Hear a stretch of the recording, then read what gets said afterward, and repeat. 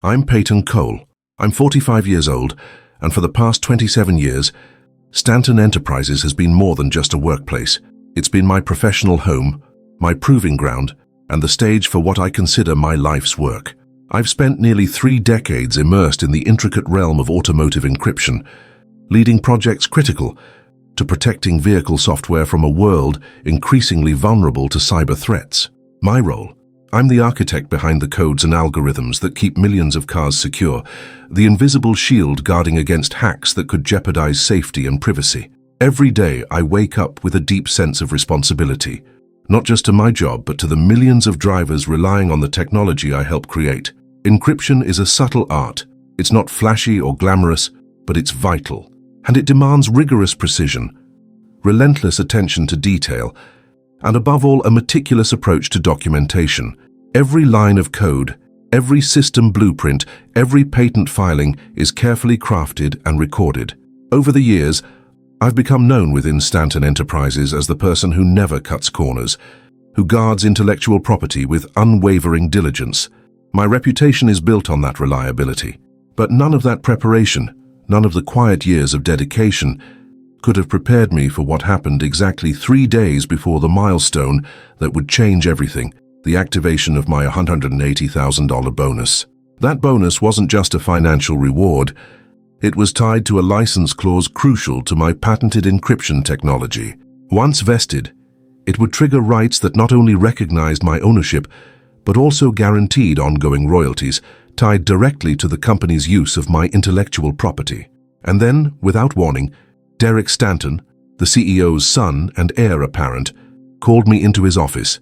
Derek is 38, a man who wears his impatience and ambition plainly.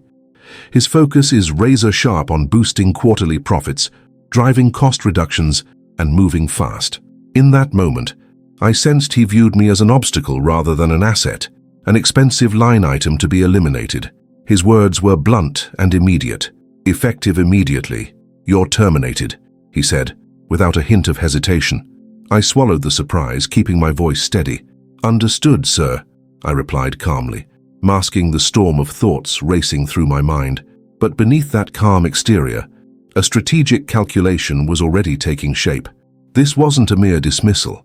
It was a move that overlooked a critical oversight on their part. I knew from years of poring over contracts and patent documents that what seemed like a simple termination was anything but. As I left the meeting, the weight of the situation settled in, but I refused to let it crush me. Instead, I spent the evening alone in my home office, surrounded by the very blueprints and files that defined my career. The glow of my computer screen illuminated detailed contracts, email threads, system diagrams, and those all-important licensing clauses. Every document was a thread in a web of legal and professional safeguards I had helped weave over decades. I reviewed each clause with meticulous care, my mind tracing the implications. The license clause tied to my bonus wasn't just a perk, it was a legal mechanism that protected my patents, and by extension, the company's access to them.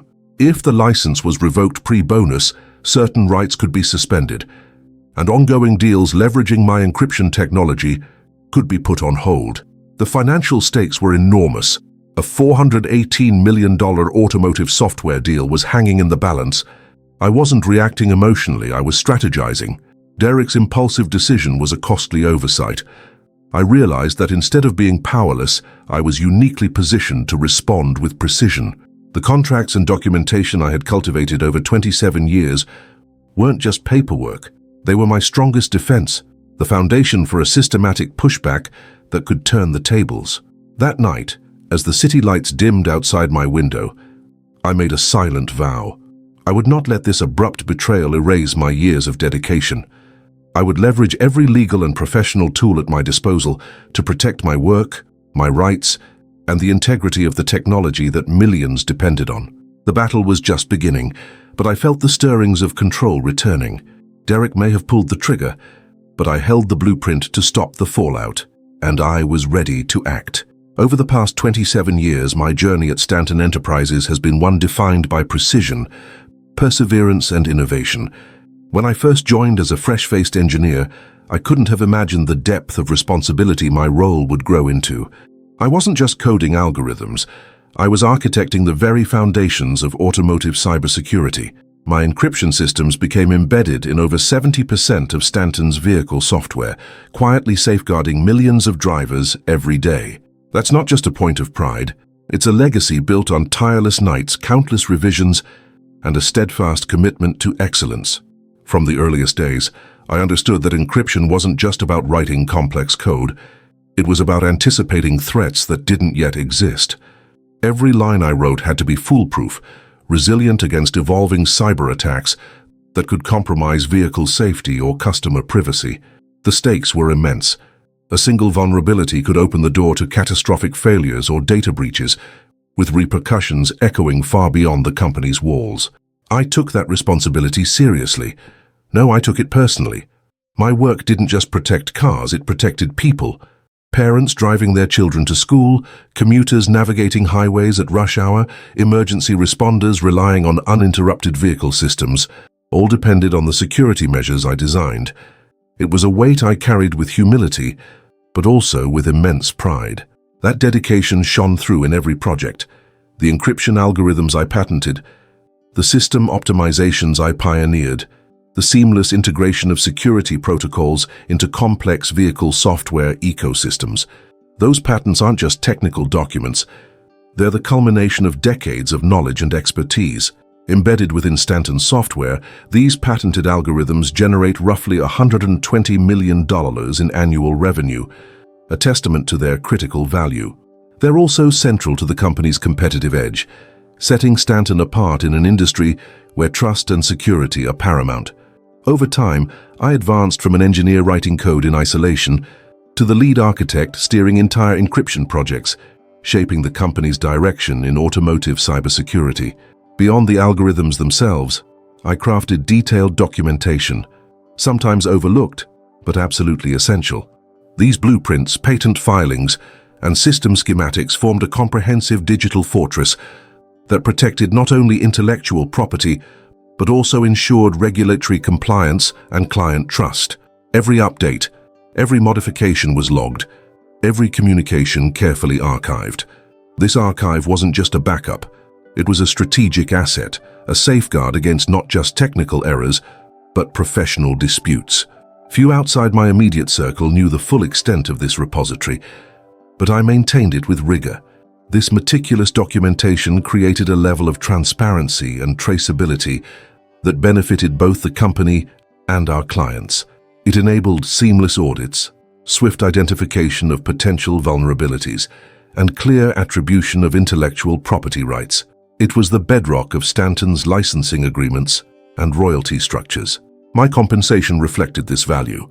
A high salary paired with bonuses tied directly to license activations symbolized not only reward, but recognition of the proprietary technology I contributed. Yet, within that recognition lay vulnerability, a target for cost-cutting during financial crunches. Indeed, my salary and upcoming $180,000 bonus made me a prime candidate for budget reductions. But what those looking to cut corners failed to grasp was that my role and the protections woven into my contracts extended far beyond simple payroll numbers. The license clause tied to my bonus wasn't just a contractual formality. It was a legal linchpin safeguarding the company's rights to use my patented technology. If that clause activated, it would enforce licensing terms, ensuring ongoing royalties, and importantly, control over the very encryption keys essential to system function. In essence, my comprehensive archives and contractual safeguards formed a digital and legal fortress around my work. They weren't just documents or protocols, they were shields and swords, forged through years of dedication. These tools made it clear that any impulsive moves to terminate my employment, without regard to these clauses, would come with consequences far exceeding the immediate cost savings imagined by management. The architecture of these protections was complex but clear. The company depended on my patents and access in a way that could not be easily bypassed. I had long known that my position was, paradoxically, both secure and precarious.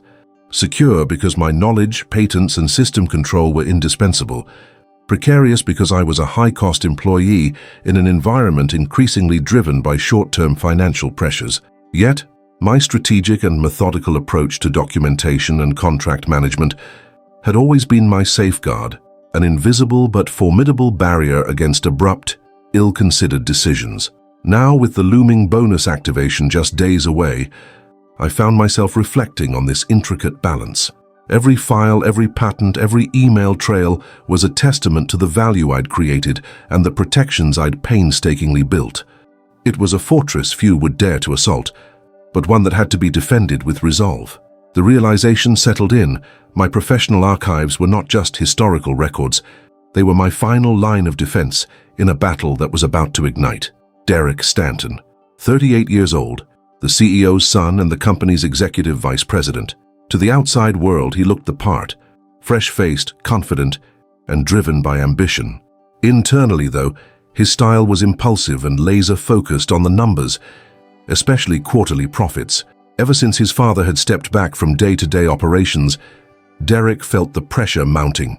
He wanted to prove he could steer the massive Stanton enterprises toward even greater financial success, and he believed that efficiency and cost-cutting were the fastest way to make an impact. From the moment I first crossed paths with Derek, it was clear we represented two very different approaches. I valued precision, patience, and thoroughness. Derek championed speed, shortcuts, and immediate results.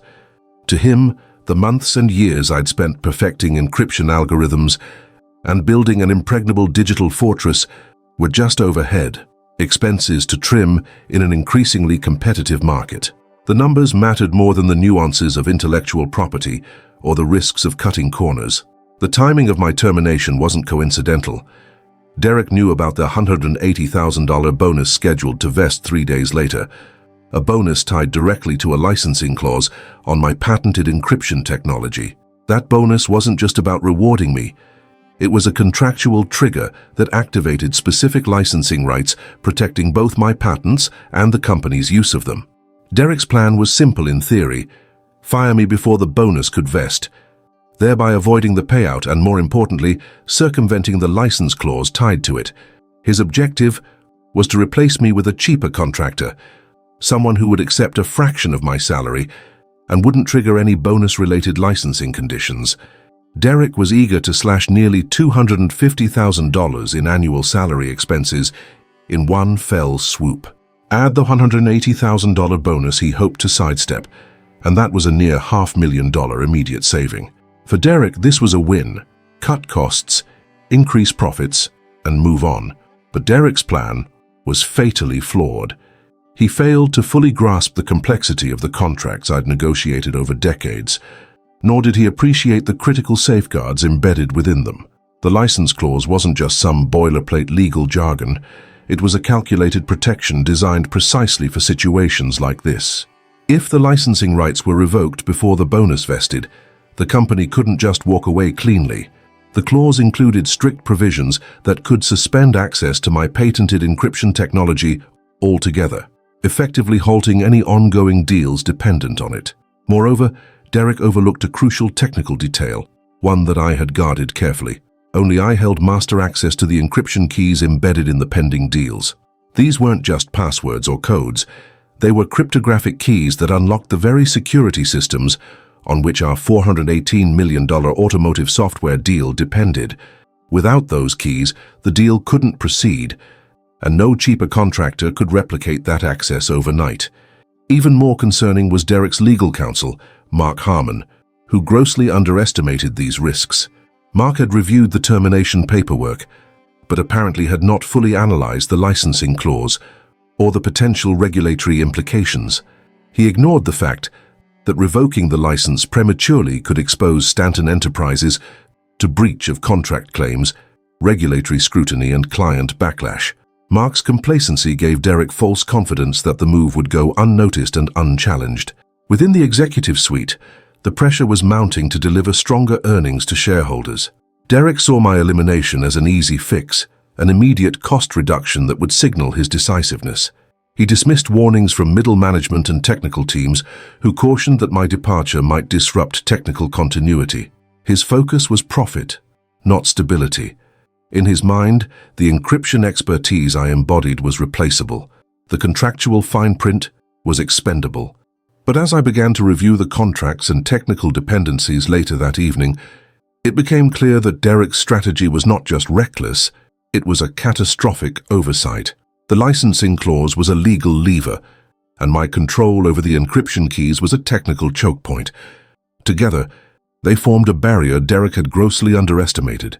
His attempt to sidestep contractual obligations and replace me with a cheaper alternative was a gamble that threatened to unravel a $418 million deal and potentially expose the company to multi-million-dollar penalties. That night, I understood that the balance of power wasn't as lopsided as Derek believed. His eagerness to cut costs blinded him to the intricate web of protections I'd spent years constructing. The contractual license clause, the master encryption keys, the regulatory environment, all created a confluence that would turn his impulsive decision into a strategic vulnerability.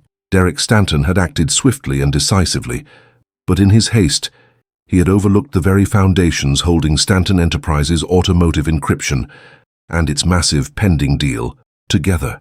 His plan to save money was, in fact, destined to cost the company far more than he imagined. And I was ready to ensure that reality sank in. That evening, as the office quieted and the hum of servers filled the background, I settled behind my desk with a growing sense of purpose. The termination letter lay before me, cold, clinical, and deceptively simple. But beneath the sterile language, I sensed the deeper implications. I fired up my laptop and began pulling up every relevant document. My employment contract, the patent assignments, licensing agreements, and a flood of internal emails exchanged over the past months. I started with the termination notice itself. The letter cited cost-cutting measures and a strategic restructuring, but made no mention of the $180,000 bonus scheduled to vest in 3 days, an omission that struck me immediately. That bonus wasn't just a payout. It was the trigger for a license clause embedded in my contract, one that granted me ongoing rights to the patented encryption technology I'd developed.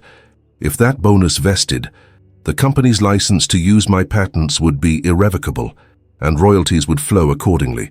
But firing me just before that moment, Derek clearly hoped to sidestep this. My fingers traced the clauses carefully.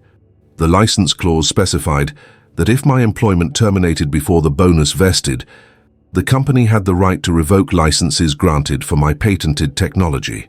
On the surface, that may have sounded like a way for the company to limit royalty payments. But the clause also stipulated that revocation would immediately impact any client deals dependent on those licenses, effectively freezing any ongoing transactions that relied on my encryption algorithms. That was the first crack in Derek's plan. The $418 million automotive software deal was in the final negotiation phase and was critically dependent on those very encryption licenses. The deal couldn't proceed without assurance that the software was fully licensed and compliant. My work was the backbone of that compliance, and the licensing clause was designed precisely to safeguard it. Next, I dove into the email threads. Over the past 6 months, Derek and his team had exchanged numerous messages about my contract and the upcoming bonus vesting. One email from Derek to his legal counsel, Mark Harmon, stood out like a flashing alarm. "We need to avoid triggering the bonus and the associated license. Find a way to terminate Peyton before the deadline." Mark's response seemed cursory, assuring that the termination paperwork was being prepared, but making no mention of potential regulatory or client risks. That was complacency, dangerous complacency. Other emails revealed internal concerns from middle managers and technical leads. They warned that I was the only one with access to the master encryption keys controlling the patented algorithms embedded in the pending deals. Without those keys, system functionality would be locked down. Derek's team had planned to onboard replacements rapidly, but ignored repeated cautions that system access was a bottleneck no contractor could immediately overcome. To better understand the scope, I pulled up my system architecture diagrams, complex blueprints detailing how the encryption modules interfaced with the vehicle software and how the licenses were hardwired into the system's activation protocols. Only with my master keys could the system authenticate and deploy the patented encryption methods essential for regulatory compliance and client approval. The more I reviewed, the clearer it became. Derek's reckless move wasn't just a breach of contract. It exposed Stanton Enterprises to regulatory violations, potential lawsuits, and the collapse of a deal that could redefine the company's future. The licensing revocation would trigger a cascade of failures. Client licenses would expire, the encryption systems would become non-functional inactive software, and regulators would be forced to intervene. I felt neither panic nor anger. Instead, a cold focus settled over me. Every document, every email, every system diagram was a piece of a puzzle I was uniquely qualified to solve and to use. Derek had underestimated how tightly my role, the contracts, and the technical architecture were intertwined. His cost-cutting gambit was a house of cards, and I held the blueprint for its collapse. As the night deepened, I mapped out the potential leverage points. The license clause was the legal chokehold. My exclusive control of the encryption keys was the technical lock. Together, they formed an impenetrable barrier against any attempt to bypass the contract terms or to use my technology without consent. This wasn't just a fight to preserve a bonus. It was a battle to protect the integrity of the intellectual property I'd built my career on and to expose fatal flaws in Derek's rushed decisions. I allowed myself a moment to appreciate the irony. After 27 years of steady work, countless hours of documentation, and unwavering commitment to precision and compliance, the very tools I had crafted to protect Stanton's assets were about to become the instruments of justice in response to a short-sighted act of betrayal. The weight of responsibility was immense, but so was my resolve. Derek had made a critical oversight, and I was ready to exploit it systematically. The $418 million deal was on the line, and I held the keys to its fate, both literally and legally. With one last glance at the glowing screen, I closed the documents and leaned back. The battle was no longer a question of if, but when. The pieces were in place. Tomorrow would begin the calculated dismantling of Derek's reckless gambit and the restoration of the respect and value my work deserved. That night, after hours spent poring over contracts and technical schematics, I knew I needed expert guidance, someone who could navigate the labyrinthine intersection of intellectual property and employment law with precision. I immediately reached out to Claire Jennings, my trusted employment attorney. Claire had specialized in intellectual property disputes and contract law for over a decade. Her reputation for strategic thinking and meticulous case preparation was unparalleled. I scheduled an urgent consultation for the very next morning, determined to move swiftly before Derek could further tighten his grip. As I organized my materials for Claire, I felt a familiar steadiness wash over me. This wasn't just about reacting. It was about taking control of a situation fueled by reckless decisions and short-sighted ambition. I began by assembling every relevant document into a chronological archive that would tell the full story when laid out clearly. First on the list was my employment contract. I scanned through its dense language, highlighting key sections, the bonus vesting schedule, the licensing clause, and the precise wording around termination rights. These clauses, painstakingly negotiated over many years, were designed to protect not just me, but the proprietary technology I'd developed. I knew they were my strongest legal foothold.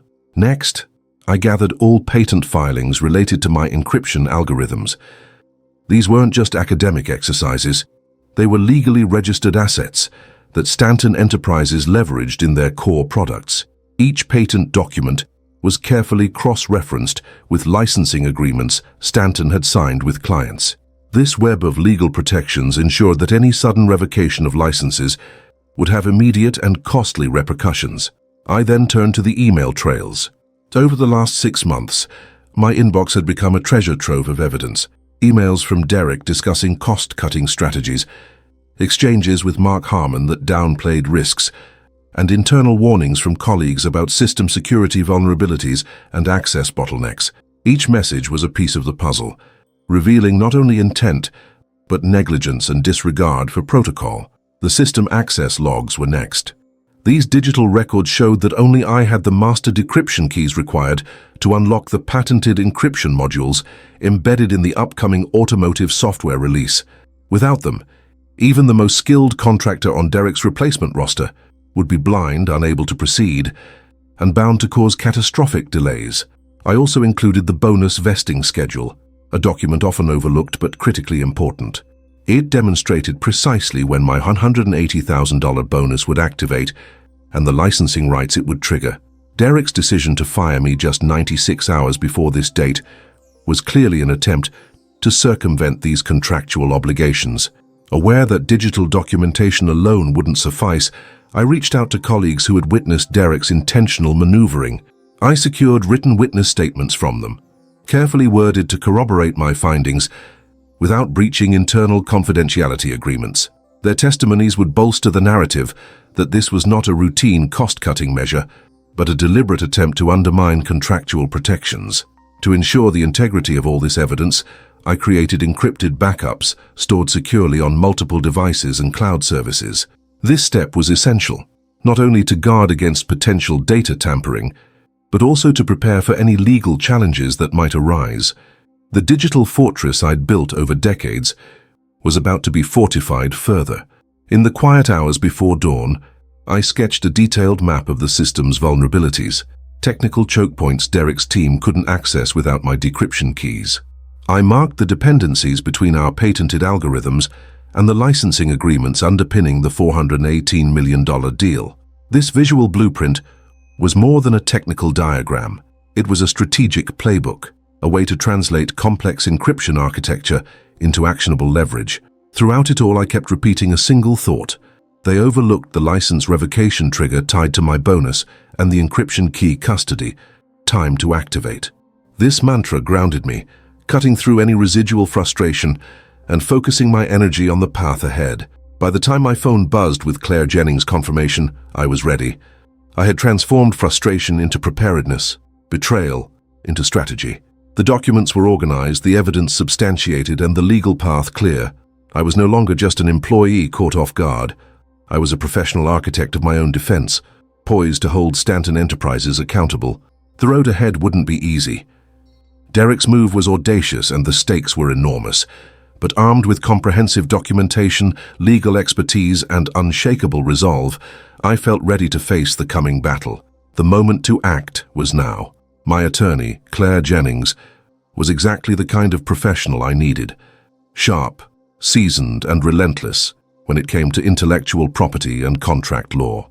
The morning after I'd compiled my mountain of evidence, I sat across from her in her sleek downtown office, the walls lined with legal tomes and case files that seemed to breathe authority. I laid out everything: the employment contracts, patent filings, bonus schedules, email threads, and system architecture diagrams. Claire listened intently, her eyes narrowing as she flipped through the dense legal language.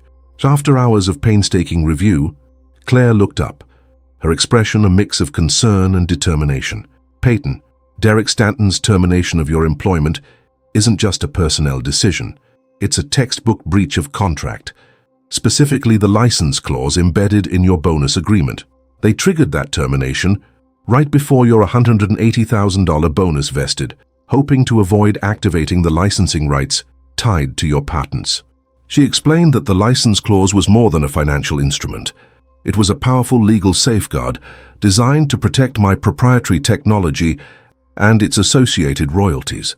If my employment ended before the bonus vested, Stanton Enterprises had the contractual right to revoke licenses for my patented encryption technology. But, and this was critical, the revocation clause wasn't a clean cut. It included a binding provision that such license revocation would immediately suspend any ongoing client contracts relying on that technology. Claire's voice dropped slightly as she added, "This creates a cascading legal and operational risk. Fundamentally, the company can't just turn off your patents like a switch without jeopardizing multi-million-dollar deals already in play. They're exposed to breach of contract claims, regulatory penalties, and significant reputational damage." We returned to the documents, zeroing in on the myriad emails exchanged between Derek and Mark Harmon, the company's legal counsel. One particular chain stood out. Derek had sent an email to Mark bluntly instructing, "We need to avoid triggering the bonus and the associated license. Find a way to terminate Peyton before the deadline."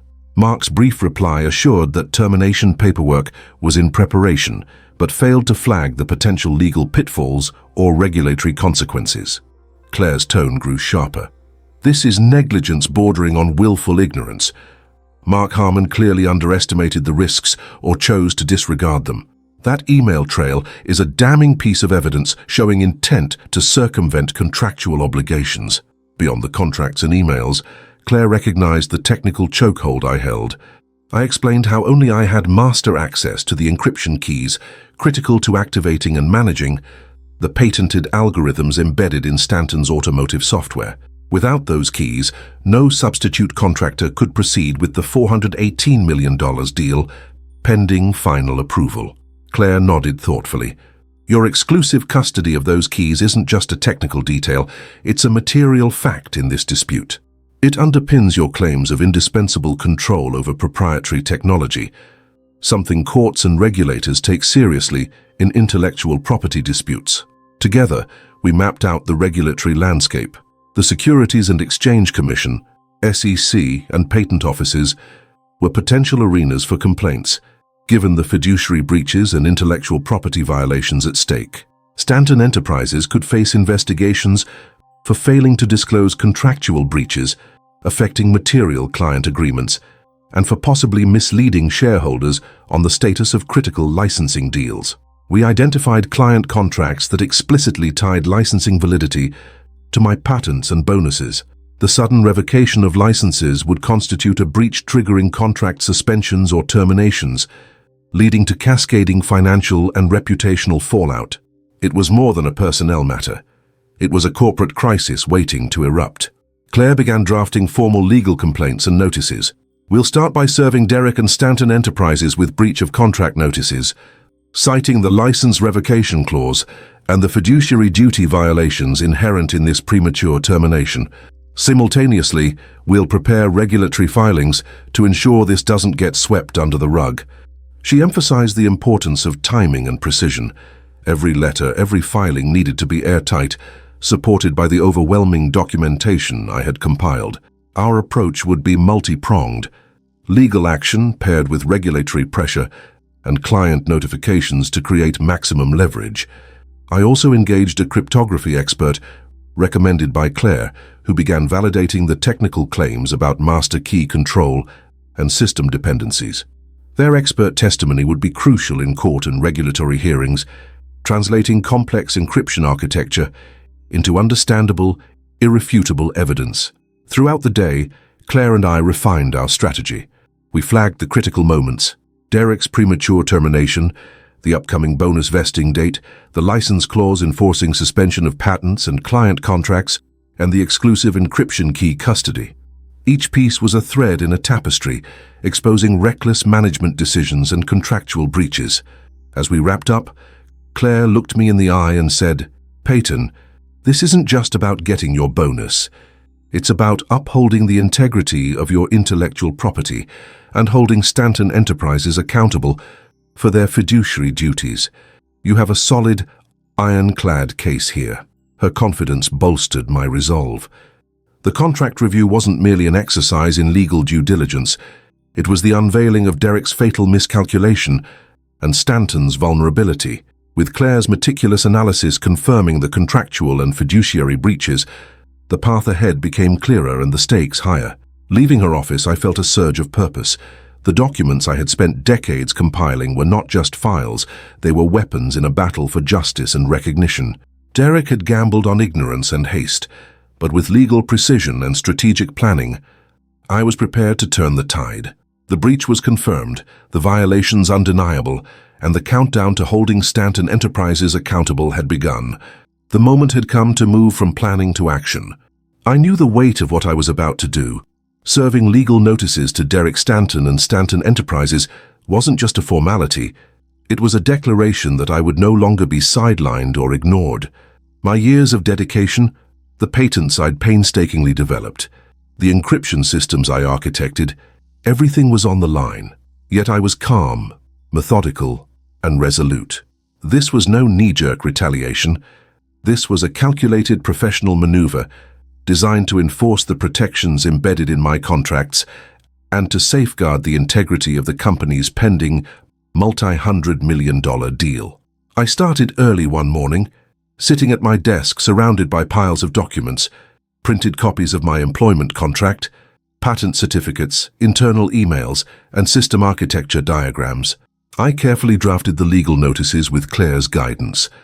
Letters that were precise in language, but unambiguous in intent.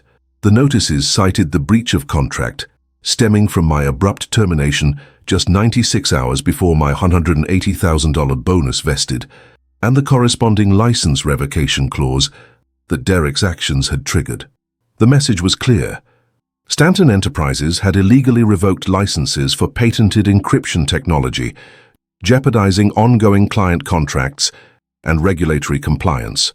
The letter served to formally notify both Derek Stanton individually and Stanton Enterprises as a corporation about the contractual violations and the immediate suspension of licensing rights. It was a strike at the heart of the company's fragile deal pipeline. This wasn't mere posturing. I had documented evidence showing the company's awareness of these risks and their deliberate disregard for them. Next, Claire and I prepared formal complaints to be filed with regulatory bodies. We targeted the Securities and Exchange Commission, highlighting Stanton Enterprises' failure to disclose material risks related to licensing breaches in their financial reporting. We also alerted the Patent Office to potential intellectual property violations and unauthorized use of patented technology, a step that underscored the seriousness of Derek's gambit. These filings weren't just legal technicalities. They were designed to trigger regulatory investigations that could freeze the $418 million automotive software deal indefinitely.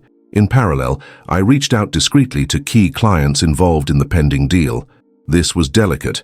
Confidentiality was paramount.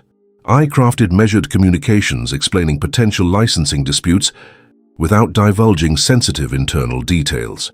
These clients had a right to know that the licenses underpinning their contracts might be invalidated, putting their software deployments at risk.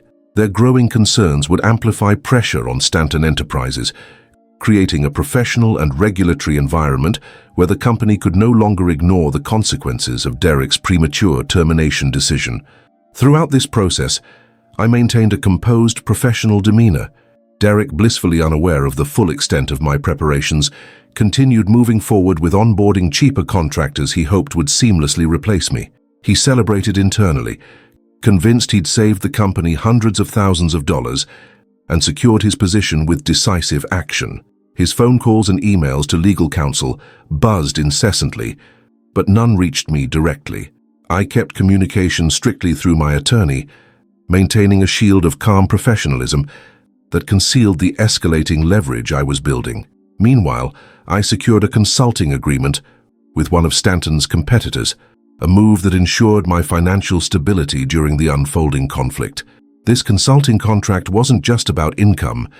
It was a statement of my professional value and recognition beyond the Stanton ecosystem. It gave me freedom to act without desperation or compromise. Each legal notice sent, each complaint filed, and each client alerted was a piece of a carefully constructed strategic puzzle. I envisioned the domino effect. The immediate suspension of encryption licenses would stall the multi-million-dollar deal. Regulatory scrutiny would intensify, the company's reputation would suffer, and Derek's impulsive cost-cutting would unravel before his eyes. I was setting a trap, one built not on emotion but on decades of meticulous documentation, contractual foresight, and technical mastery. As the day turned to evening, I closed my laptop with a quiet sense of satisfaction. The trap was set. Stanton Enterprises and Derek Stanton had been officially warned. They were now on notice that the licensing breach was not a minor hiccup, but a severe contractual violation with cascading consequences. The company's future hinged precariously on how they would respond to this legal onslaught, but I knew better than to expect immediate capitulation. Derek's bravado and his team's complacency meant the real battle was just starting. I braced myself for the coming storm, ready to respond with the same calm precision that had guided me through years of innovation and now strategic professional defense. The next 48 hours would reveal just how deeply the consequences of their oversight would cut. Within 48 hours, the impact of my calculated move began to ripple through Stanton Enterprises like a silent earthquake. The first signs were subtle but unmistakable.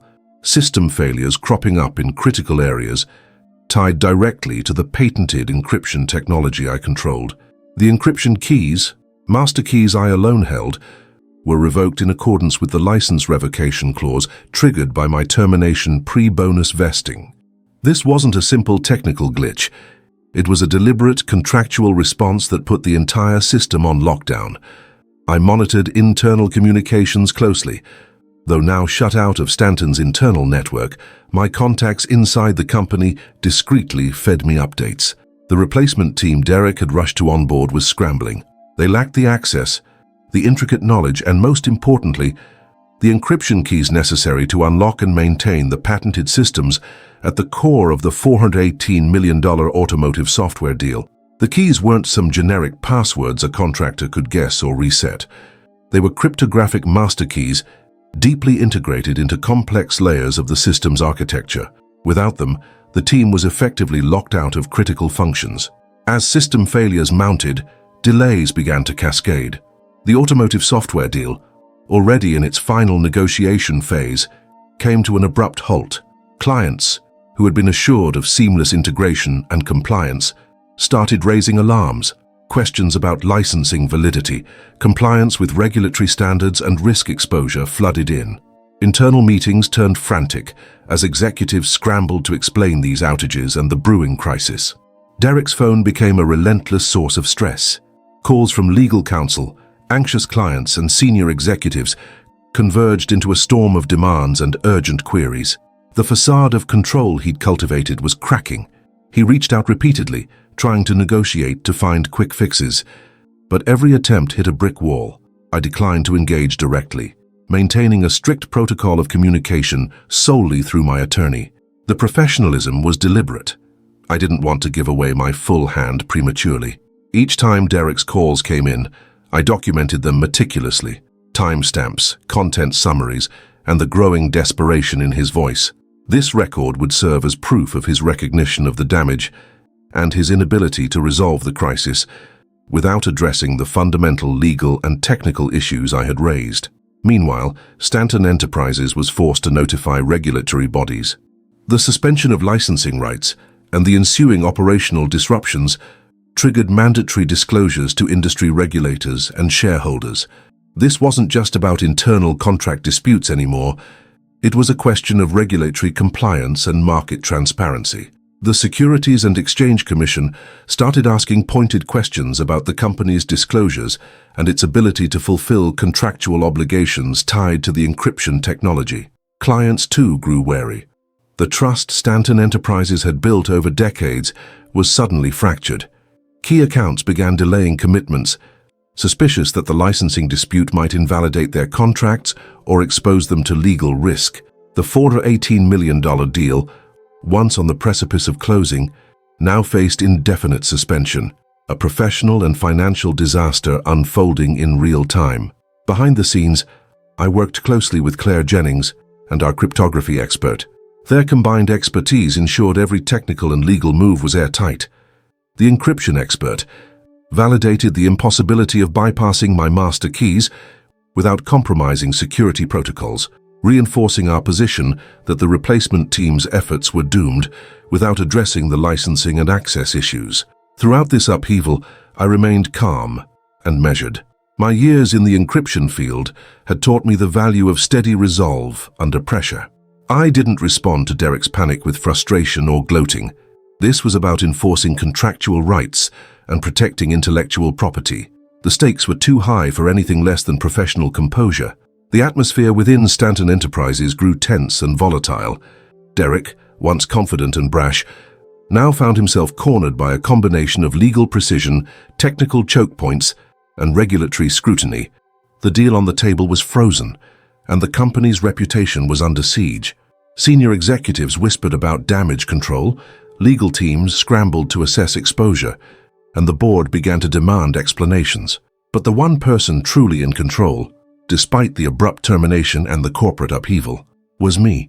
I had transformed a moment of betrayal into a strategic advantage. The keys to Stanton's encryption kingdom were in my hands, and through the licensing clause, I wielded the power to halt a monumental deal and compel accountability. As the 48-hour mark passed, it was clear. Derek's impulsive cost-cutting gambit had ignited a firestorm. The consequences were no longer theoretical, but tangible and escalating. The question now was how far the fallout would reach, and how Stanton Enterprises would respond to the trap they had walked into. The morning after we served the legal notices, a decisive shift rippled through Stanton Enterprises, one they could no longer ignore. With Claire's guidance, we formally filed a lawsuit against Stanton Enterprises and Derek Stanton personally, centered on the breach of contract and intellectual property violations that Derek's premature termination had triggered. The complaint was detailed, citing the exact licensing clauses in my employment contract, the timing of my firing just days before the bonus vesting, and the direct impact on the company's rights to use my patented encryption technology. This wasn't just a paper transaction, it was a strategic strike aimed at exposing the reckless gambit Derek had undertaken.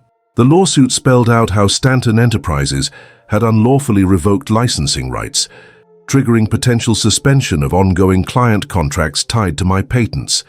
It highlighted the fiduciary duty that Derek and the company had violated, not just by terminating me abruptly, but by risking the integrity of a $418 million automotive software deal that depended exclusively on the licensed encryption technology I controlled.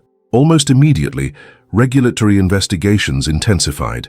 The Securities and Exchange Commission, alerted by our filings, began probing Stanton Enterprises for potential violations of disclosure requirements and fiduciary responsibilities.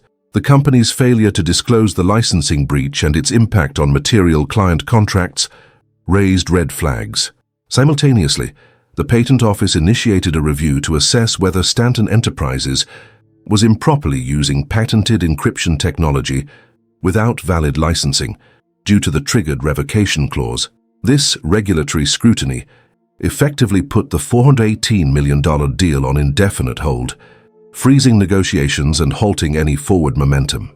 At the same time, I discreetly reached out to key clients involved in the pending deal, ensuring they were informed, carefully and professionally, about the licensing disputes that jeopardized their contracts. Though confidentiality was paramount, these communications were essential. Clients needed to understand the risks posed by Stanton's licensing revocation, and their growing concerns added another layer of pressure on the company. One senior executive from a major client called my attorney, expressing frustration that Stanton Enterprises had not managed the situation transparently, reinforcing that client trust was eroding rapidly. Adding weight to our case, the cryptography expert I engaged submitted a technical affidavit confirming that the encryption keys embedded in the deal's software could not be accessed or replaced without my active cooperation. The expert detailed how these master keys formed the cornerstone of the patented encryption system, without which the software's compliance with regulatory and contractual requirements collapsed. This expert testimony was critical. It translated complex encryption architecture into comprehensible evidence that underscored Stanton Enterprises' dependence on my licenses and access. Meanwhile, Derek's world was unraveling behind the scenes. Initially confident, he was blindsided by the mounting legal and regulatory challenges. Internal communications leaked to me via trusted contacts revealed frantic attempts by Derek and his legal team to negotiate settlements and reinstate my employment to avert the growing crisis.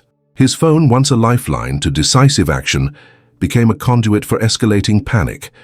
Calls from anxious board members demanding explanations, from clients threatening to withdraw, and from regulatory bodies seeking urgent clarifications. Yet every overture he made was met with professional refusals from my side, communicated solely through Claire. I kept my responses measured and principled, never allowing desperation or provocation to cloud the strategic advantage we had built. The combined weight of the lawsuit, regulatory investigations, and client apprehensions immobilized Stanton Enterprises. The board convened emergency sessions, grappling with the fallout of a deal that now hung in limbo and the reputational damage from public scrutiny. Legal counsel scrambled to assess exposure, while operational teams struggled to address the technical lockdown caused by the revoked encryption keys. This multi-front pressure was precisely what we had intended. Derek's impulsive decision to cut costs without regard for the legal and technical realities had backfired spectacularly. The company was caught in a vice, unable to proceed with the deal, vulnerable to regulatory penalties, and facing eroding client trust. I watched quietly from the sidelines, confident that the professional and legal rigor underpinning my case would continue to force Stanton Enterprises into a corner. The lawsuit and accompanying regulatory filings had crystallized into an unshakable blockade, and Derek's attempts to negotiate or circumvent the situation were systematically rebuffed. I was no longer the employee sidelined by a rash executive. I was the architect of a professional reckoning that underscored the power of contractual foresight and technical mastery. The $418 million deal, once a shining prospect, was now a stalled monument to Derek's short-sightedness, and the stage was set for an unfolding battle whose consequences would reverberate throughout the automotive software industry. Derek's removal from his executive vice president duties was swift, but hardly surprising given the mounting crisis enveloping Stanton Enterprises. The board convened in emergency sessions, their faces drawn and tense as the scope of the company's exposure became alarmingly clear. What started as a tactical cost-cutting measure to eliminate my $180,000 bonus and associated licensing rights had snowballed into a corporate catastrophe that threatened to derail a $418 million deal and invite potentially crushing penalties. Within days, the ripple effects of Derek's impulsive decision reverberated far beyond his personal standing. The Securities and Exchange Commission had opened an inquiry into Stanton Enterprises' failure to disclose material risks related to contract breaches and regulatory compliance. Investors reacted swiftly. Within a week, the company's stock price plummeted by 12%, reflecting eroded confidence and the market's growing skepticism over management's governance. This wasn't just a financial hit. It was a public indictment of Stanton's corporate oversight. Regulators intensified their scrutiny, probing not only the licensing violations, but also broader fiduciary lapses. Internal audits unearthed additional irregularities in contract management and compliance protocols, revealing a pattern of oversight failures that extended well beyond my termination. The board faced tough questions. How could such a critical licensing clause and its ramifications have been overlooked? And why had legal counsel failed to flag these risks before approving Derek's termination strategy? Clients, the lifeblood of Stanton Enterprises, expressed mounting frustration and concern. The licensing dispute put their software deployments in jeopardy, threatening operational continuity and compliance with stringent automotive cybersecurity standards. Several key clients began delaying or reconsidering contracts, wary of entanglements in the legal and regulatory quagmire Stanton now faced. The potential losses from these client withdrawals were projected to reach tens of millions, compounding the company's precarious position. Industry media caught wind of the unfolding scandal and quickly framed it as a cautionary tale of reckless corporate governance. Articles dissected Derek's decision to prioritize short-term savings over contractual and technical realities, painting a picture of a company blinded by expedience. The reputational damage was palpable, with competitor firms seizing the moment to highlight their own stability and compliance rigor. Stanton's brand, once synonymous with cutting-edge security, was now under a cloud of doubt. Behind closed doors, the fallout took a personal toll on Derek. The board questioned his judgment and leadership, suspending him from executive duties pending the ongoing investigations. This unprecedented move signaled a loss of confidence that would shadow his career. Meanwhile, whispers of professional censure circulated within automotive industry associations, threatening to blacklist him from future leadership roles. The pressure strained his personal life as well. Reports surfaced of mounting tension at home, culminating in divorce filings by his spouse, underscoring how deeply the crisis had permeated beyond the corporate sphere.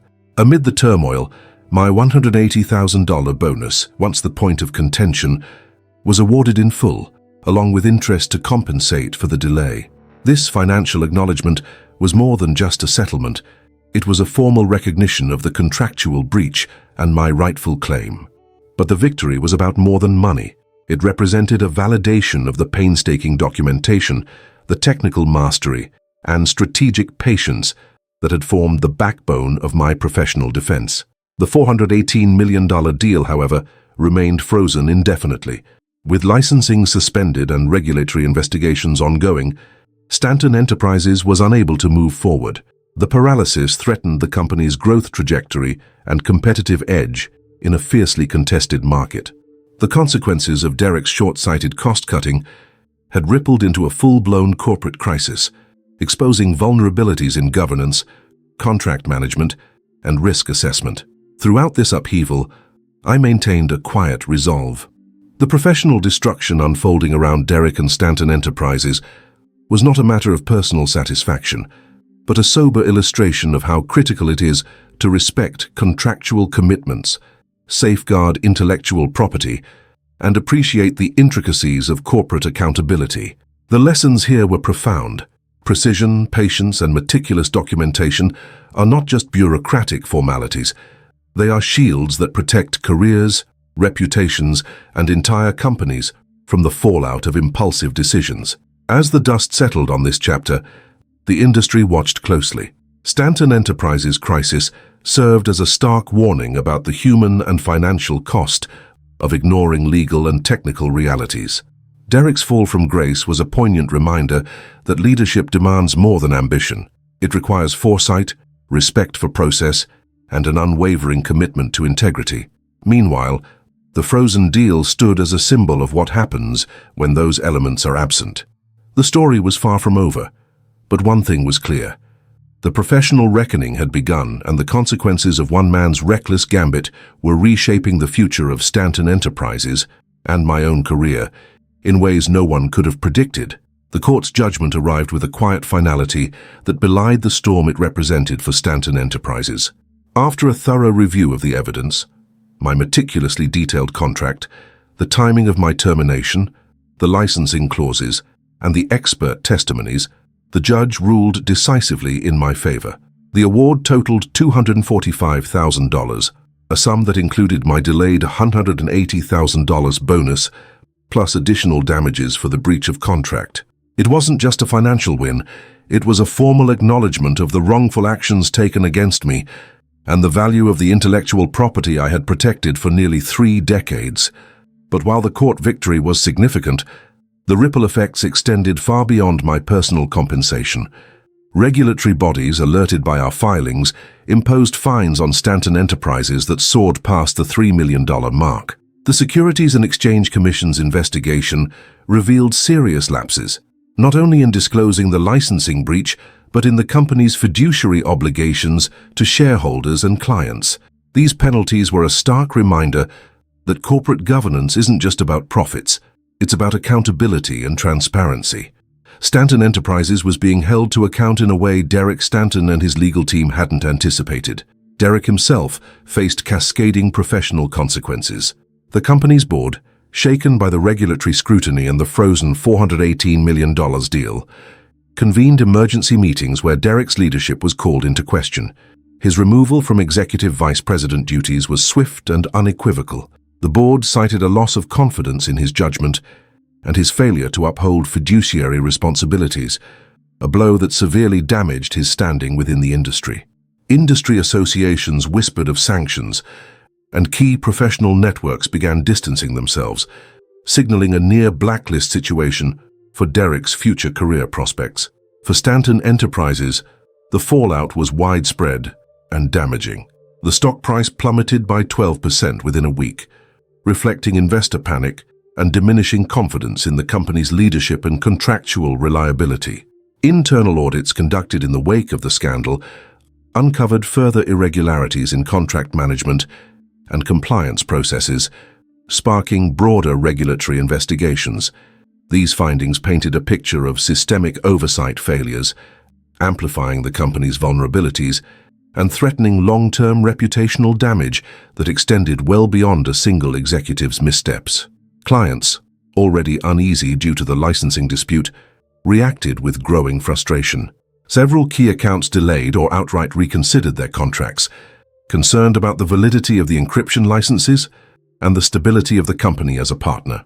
The $418 million automotive software deal, once poised to be the company's crown jewel, remained frozen indefinitely. The losses projected from client withdrawals and delays threatened to reach tens of millions, compounding the company's financial and strategic woes. The media seized on the story, framing it as a cautionary tale about reckless corporate governance and the dangers of sidelining critical intellectual property rights. Reports highlighted Derek's short-sighted cost-cutting gambit, the very decision that triggered this cascade of consequences, as emblematic of a broader failure to respect contractual safeguards and professional expertise. Stanton Enterprises' reputation as an industry leader in automotive cybersecurity was tarnished, with competitors eager to capitalize on the fallout. Behind the scenes, Derek's personal life unraveled alongside his professional downfall. Confidential sources revealed mounting tensions with his spouse, culminating in divorce filings amidst the pressure and public scrutiny. The personal and professional implosions were intertwined, underscoring the profound cost of his impulsive decisions. Amid this maelstrom, I received my bonus payment in full, with accrued interest compensating for the delay, a tangible recognition of the legal and ethical breach I endured. But more than the money, this was a validation of my years of dedication, the painstaking documentation I maintained, and the strategic patience that turned betrayal into justice. I also retained exclusive rights to my patents, secured through the legal battles, allowing me to control the future use of the technology I developed. Consulting contracts with competitors soon followed, affirming my professional value beyond Stanton Enterprises and opening new avenues for growth. These opportunities were not just career moves, they were affirmations of the enduring respect for the work I had done, independent of corporate politics. Industry professionals began citing this case as a landmark example of the critical importance of honoring contractual licensing and employee protections. Conferences, white papers, and cybersecurity forums reference the Stanton Enterprises debacle as a stark warning about the perils of ignoring intellectual property safeguards and the necessity of rigorous documentation and compliance. The story became a teaching point, reinforcing that no matter how high the stakes or how urgent the cost pressures, respect for contractual and legal frameworks is non-negotiable. This professional reckoning reshaped not only Stanton Enterprises, but also how the automotive software industry approached licensing, intellectual property, and employee agreements. The lessons learned underscored that meticulous documentation and strategic patience are more than administrative burdens. They are essential tools of protection and empowerment in a competitive, high-stakes environment. As I reflected on these outcomes, I recognized that my victory was more than personal. It was a reaffirmation of the principles I had long held: precision, integrity, and professional perseverance. The courts had spoken, the regulators had acted, and the industry had taken note. Yet the story continued to unfold, with Stanton Enterprises navigating a path fraught with challenges, and its leadership compelled to rebuild trust and compliance from the ground up. The professional landscape was forever changed, and so was my place within it. The fight was far from over, but the foundation had been laid for a new chapter, one shaped by respect for the law, recognition of expertise, and the enduring power of a carefully documented legacy. Now consulting for a leading automotive software firm at 30% higher pay, I find myself in a place I never imagined after that abrupt termination. The irony isn't lost on me. Losing what I thought was my secure position ended up opening doors to opportunities that truly recognized my value. I'm no longer tethered to a company that underestimated the intricate layers of intellectual property and the critical nature of contractual safeguards. Instead, I'm free to leverage my encryption expertise and patent portfolio with a renewed sense of purpose and autonomy. Every day, I dive into my work with a clarity and enthusiasm that was dulled for too long. The new environment values precision, innovation, and respect for the painstaking documentation I've spent decades perfecting. It's gratifying to collaborate with a team that understands the stakes and recognizes how vital robust encryption technology is in an industry where every line of code could mean the difference between safety and disaster on the road. My patents, once a point of contention, now serve as cornerstone assets for groundbreaking projects, empowering me to push the boundaries of automotive cybersecurity without constraint. The financial uplift is a welcome affirmation, but even more rewarding is the sense of professional fulfillment and respect I now experience. My work-life balance has improved significantly, No longer am I tethered to endless battles over recognition or meddling from executives fixated on short-term gains. I have the space to innovate, mentor, and influence industry standards, enjoying the quiet satisfaction of knowing my contributions genuinely matter and that I'm shaping the future of automotive safety. Reflecting on the entire ordeal, I realize it was strategic patience and meticulous documentation that were my greatest allies. In moments when betrayal might have sparked anger or rash decisions, I chose calm, methodical action, grounded in a deep understanding of contractual law and technical architecture. This approach didn't just protect my interests, it upheld the integrity of the technology and sent a clear message about the power of thorough professional preparation. That calm restraint allowed me to transform a potentially devastating blow into a platform for justice and growth. I never lost sight of professionalism, even when Derek's impulsive cost-cutting threatened to erase years of dedication. Instead, I used the documentation and contractual safeguards we built from day one as instruments of leverage, turning legal clauses and encryption key custody into a strategic advantage. Derek Stanton's short-sightedness ultimately cost Stanton Enterprises dearly, triggering a cascade of regulatory scrutiny, client distrust, and financial setbacks that reverberated far beyond a single executive's miscalculation. Watching that unfold reinforced my belief that integrity and foresight are invaluable in any professional arena. Now, as I sit in my home office overlooking a city skyline, the same city where my long career began, I feel a profound sense of vindication and renewal. I'm no longer reacting to others' decisions, but proactively shaping my path. The recognition I've earned is not just about monetary rewards, but about respect for the craft of encryption architecture and intellectual property stewardship. The journey has taught me that even in moments of sudden upheaval, strategic documentation, contractual clarity, and emotional control can shift the balance of power. What once seemed like an abrupt betrayal became a catalyst for change, both personally and professionally. And so, with my patents firmly in hand and a new horizon before me, I continue to build, innovate, and protect the technology that keeps millions safe on the road. My story is a testament to the enduring strength of expertise, preparation, and calm resolve in the face of high-stakes corporate conflict.